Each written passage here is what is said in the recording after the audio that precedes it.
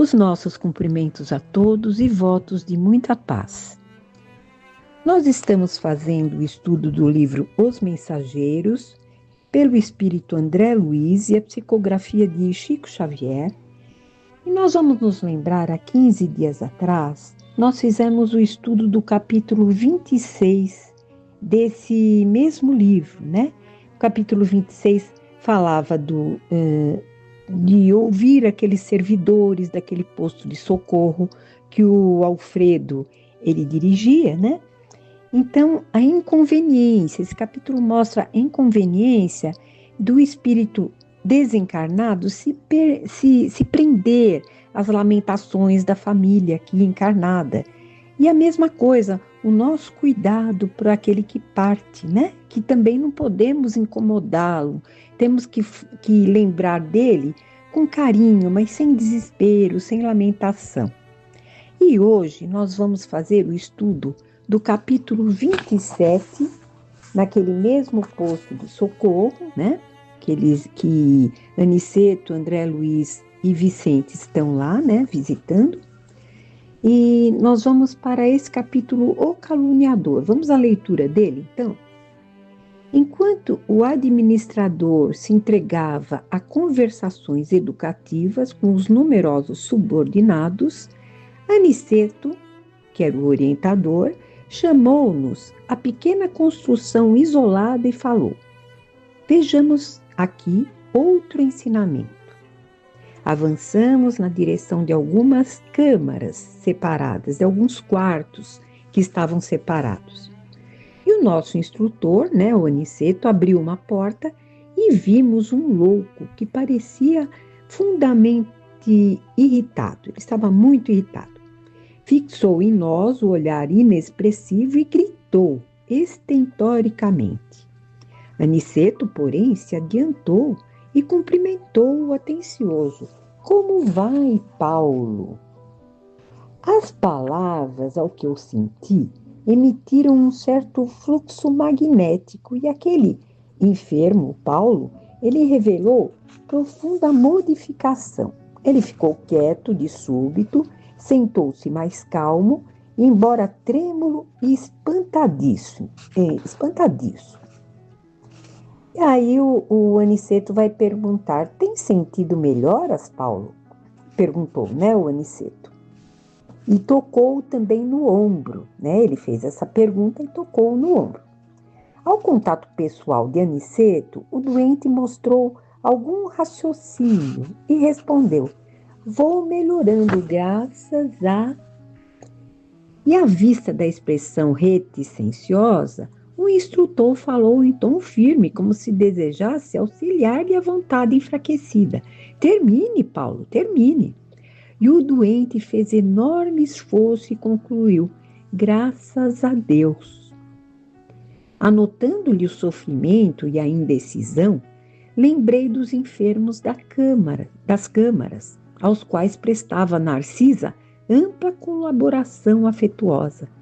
Percebendo-me as íntimas considerações, disse o mentor esclarecido: vem a diferença entre os que dormem, os que estão loucos e os que sofrem. Então, nós vamos parar aqui, antes dessa frase, e vamos nos lembrar que aquele doente, o Paulo, ele ficou muito reticente em falar aquela expressão graças a Deus. Porque aqueles que erram muito, eles se sentem, assim, de uma certa maneira, excluídos, né, da humanidade. Eles sentem que eles não teriam esse direito de dizer graças a Deus, né? Eles mesmos, na própria consciência, os classifica como alguém que está inferior a tudo isso, que não pode rogar a Deus alguma coisa, não se sente um filho de Deus. E aí, vamos continuar aqui então com aquele trecho. Vem a diferença entre os que dormem, os que estão loucos e os que sofrem? Isso o Aniceto está falando para André Luiz e Vicente. Em nosso lar, ele continua, não temos dos primeiros, quer dizer, aqueles que são loucos, e os que se encontram desequilibrados nos serviços da regeneração sentem, na maioria, angústias cruéis. Então, ele está dizendo que em nosso lar, eles não têm aqueles loucos, né? Mas tem os que sofrem, né? Aliás, eles não têm os que dormem, mas eles têm os loucos e têm os que sofrem. E ele continua, é necessário reconheçamos que os que gemem e sofrem, em grande parte, estão melhorando. Toda lágrima sincera é bendito sintoma de renovação. Os escarnecedores, os ironistas e os perturbados que não resistam à dor são mais dignos de piedade por permanecerem embotados em estranha rigidez de entendimento. O que ele está dizendo aqui? Que aqueles que já se queixam, né? Que padecem, que estão sofrendo, eles estão melhorando, eles estão, de alguma maneira, exteriorizando o sentimento. Agora, aqueles que não reclamam, que não produzem nenhuma lágrima, eles ainda estão, assim, em situação pior, né? Eles ainda não registram aquela dor, eles ainda não transmitem para o exterior aquela dor. Então, eles estão com aquela consciência pesada por dentro, né? Muitas vezes por dentro. E designando o enfermo sob nossos olhos, afirmou o Aniceto: Paulo é um doente a caminho de melhora positiva. Ainda não possui a consciência exata da situação, mas ele já chora, já padece com as recordações do passado triste e exterioriza tudo isso. Recebi aquele esclarecimento com atenção, diz o André Luiz. Lembrei-me que, de fato, os doentes conduzidos pelos samaritanos a nosso lar, em serviço diário, eram grandes sofredores. Então, ele começou a lembrar daqueles que chegavam, que eram conduzidos em nosso lar, que eram doentes, eles se queixavam, eles choravam, né? Os que não acusavam padecimentos atrozes revelavam o estranho pavor das sombras. A única entidade que ali observara com absoluta inconsciência da própria miséria fora a de pobre vampiro que não encontrara guarida nas câmaras de retificação. Então, aqui a gente vai parar e vai se lembrar de nosso lar. O único espírito feminino, né, no caso, que chegou lá e não foi atendida, foi rejeitada, porque ainda não tinha consciência do sofrimento. Ela se achava uma santa. Era aquele espírito feminino que tinha praticado diversos abortos aqui na Terra. E ainda ela se achava alguém muito boa, né? Então ela se queixava, tudo, mas ela ainda não tinha consciência daquilo que ela tinha feito. Então, ela foi a única que não recebeu aquele acolhimento que ela na verdade, ela precisaria sofrer mais um pouco, né? Para ser socorrida, para receber aquela guarida nas câmaras de retificação. E continuando, nosso instrutor, sem qualquer preocupação de transformar o doente em cobaia, recomendou afetuoso: concentrem no Paulo a capacidade de visão. Então, o Vicente e o André Luiz, eles tinham aumentado aquela percepção, aquela capacidade de visão. Então, aqui, o Aniceto, o instrutor, ele está pedindo a eles que, nesse momento, eles concentrem aquela capacidade maior de visão. E, estimulado pela experiência anterior, eu fixei nele todo o meu potencial de observação. Aos poucos, caracterizou-se a meus olhos a sua tela mental, do Paulo, né? Parecendo formada em compacta sombra noturna. Com surpresa, divisei formas diversas que se movimentavam. Vários vultos de mulher ali surgiam, despertando-me enorme admiração. Entre eles reparei o de Ismália, como que doente, enfraquecida, ansiosa. Alguns homens passavam igualmente, mostrando desesperação, e notei nessas imagens o próprio Alfredo, a evidenciar cansaço e extrema velhice prematura. Então, o que ele estava vendo na mente do Paulo era isso, né? Era a Ismália, né? Enfraquecida, ansiosa, doente, e o Alfredo também, mostrando cansaço e uma velhice antes do tempo.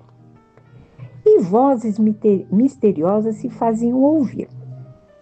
Sobre Paulo choviam maldições e blasfêmias. As mulheres pareciam acusá-lo. Então, várias mulheres, além da Ismália, né? E as mulheres pareciam acusá-lo clamorosamente. Os homens davam ideia de perseguidores ferozes, ocultos no mundo interior daquele enfermo estranho. Então, aqui ele está falando no mundo interior. Não quer dizer que todos esses espíritos estejam cobrando o Paulo até hoje, muito pelo contrário, né?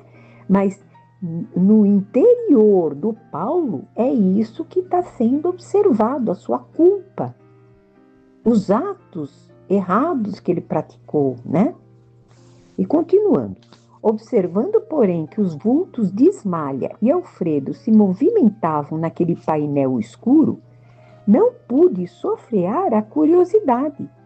Interrompi o minucioso exame, voltando a conversar com o nosso orientador e perguntei: como explicar o fenômeno?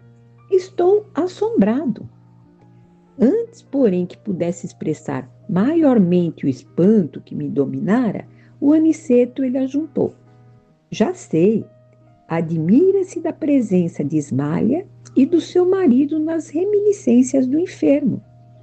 E ante a minha perplexidade, ele continuou: lembram-se da história de Alfredo?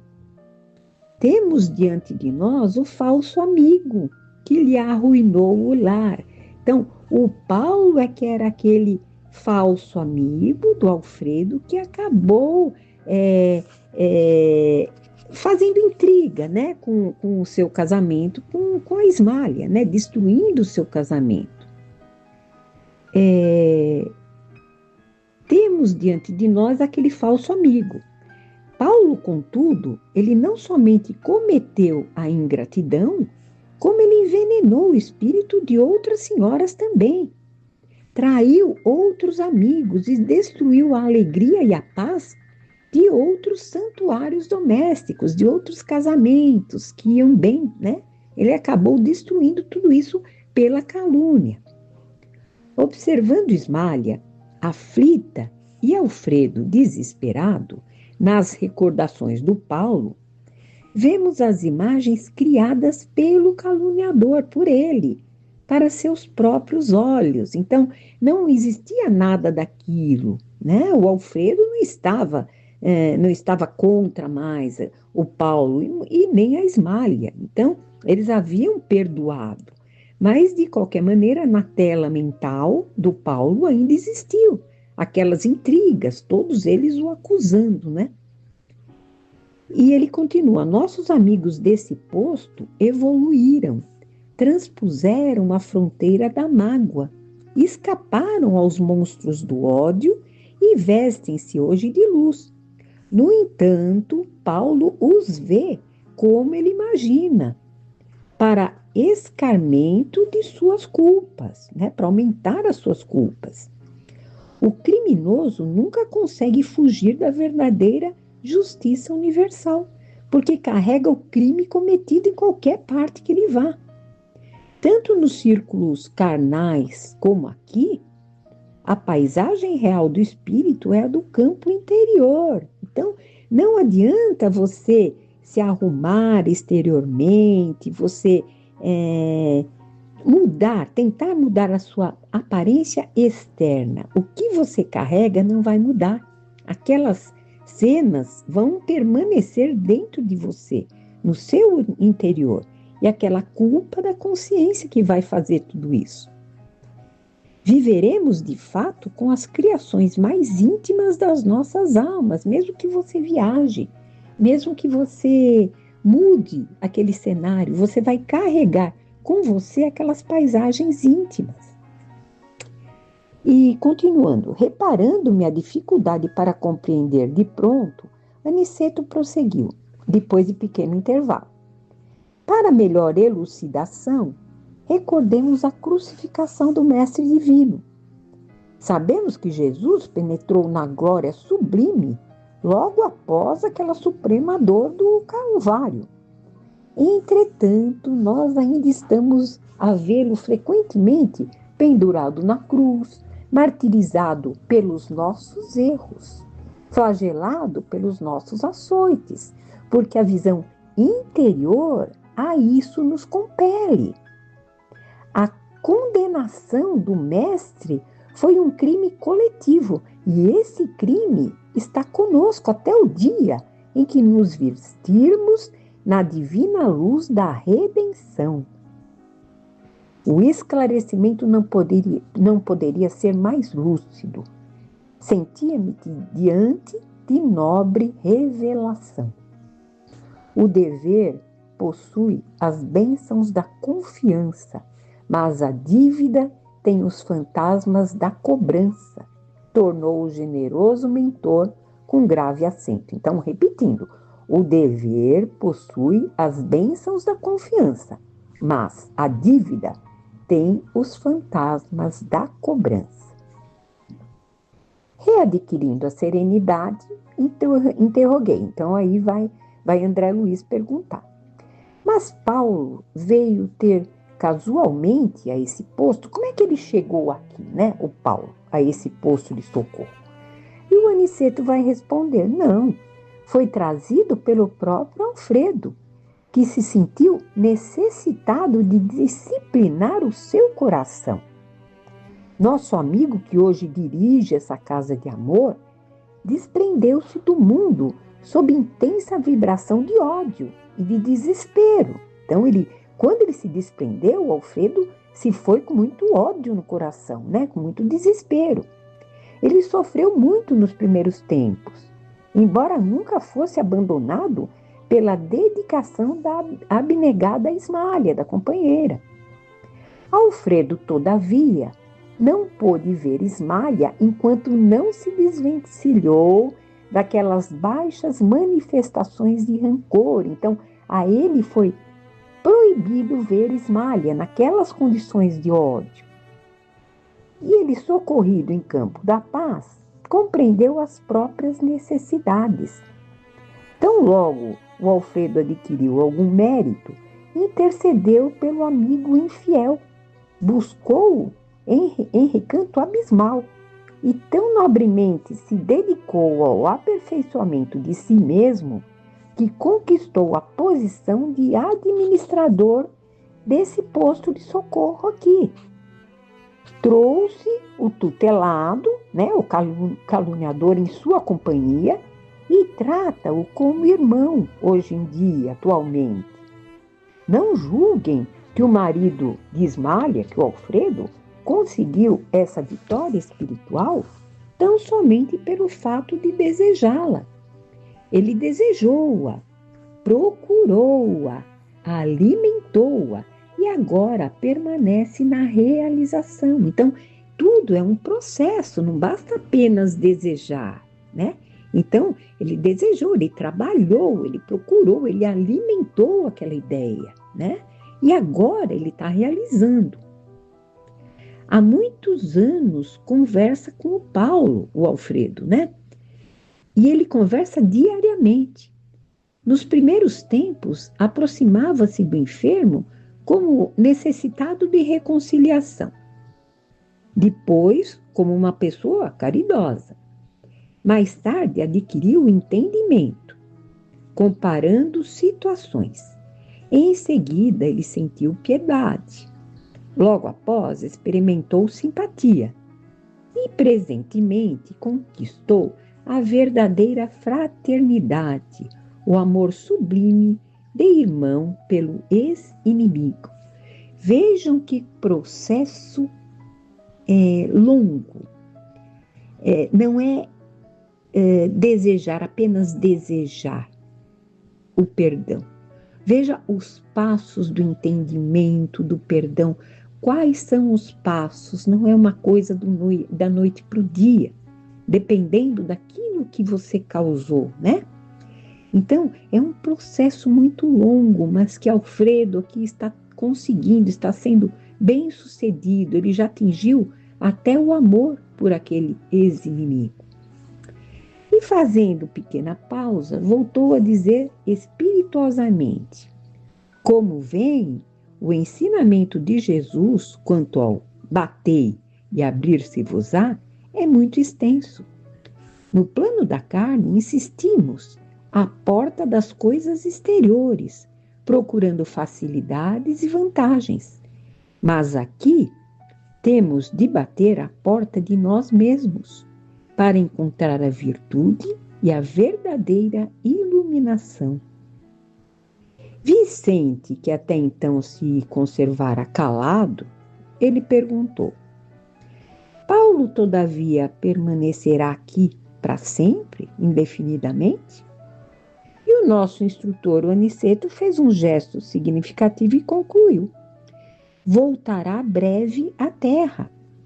Ismália tem feito a seu favor inúmeras intercessões e não deseja que ele, ao retomar a razão plena, se sinta humilhado com o benefício das próprias vítimas. Uma das irmãs, por ele caluniada no mundo, porque foram várias, né? Várias irmãs que ele caluniou. Então, uma dessas irmãs, por ele caluniada, já voltou ao círculo carnal. E a abnegada esposa de Alfredo, a Ismália, pediu a essa irmã que recebesse Paulo como filho, tão logo seja oportuno.